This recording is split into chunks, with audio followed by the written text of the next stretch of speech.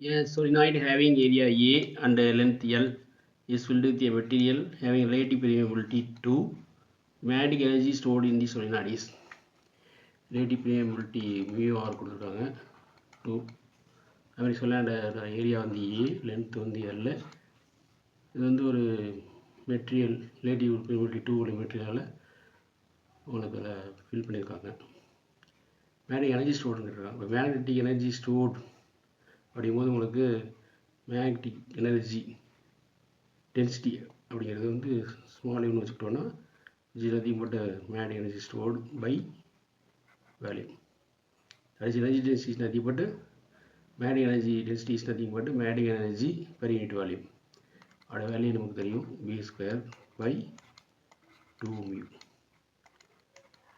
A B square by 2 magnetic relative permeability கொடுத்துருக்கால மியூங்கிறது என்னது μ0 μr அப்படின்னு எடுத்துக்கிறோம். அதை சப்ஸ்டிட்யூட் பண்ணுறதுக்காக ஏன்னா மியூங்கிறது μ0 μr. So hence B square by 2 μ0 μr value என்னது 2.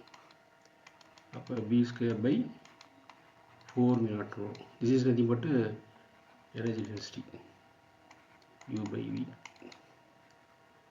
B square by 4 μ0. ஆனால் நம்ம கேட்டிருக்கிறது என்னென்னா மேக்னெட்டிக் எனர்ஜி மட்டும் தான் கேட்டிருக்காங்க.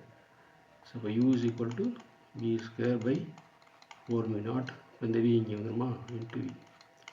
விங்கிறது என்னது உங்களுக்கு ஏற்கனவே வந்து v டேரெக்டாக கொடுக்கல, வேல்யூம் கொடுக்கல. அதுக்குள்ள என்ன கொடுத்துருக்காங்க, ஏரியா ஏ லென்த் என்ன கொடுத்துருக்காங்க. அப்போ v இஸ் நத்திங் பட் என்னது volume, that is area A into length. இது வந்து என்னென்னா v. இது வால்யூம் ஆஃப் தி அந்த மெட்டீரியல் வந்து இன்னும் உங்களுக்கு அடிஸ் சொல்லினோட வேல்யூம் ஏரியா கிராஸ் செக்ஷனாக இருக்குது ஏங்கிறது. இது வந்து லென்த் அது சொல்லினாய்டு சிவிக்குள்ளே சொல்லியிருக்கோம்.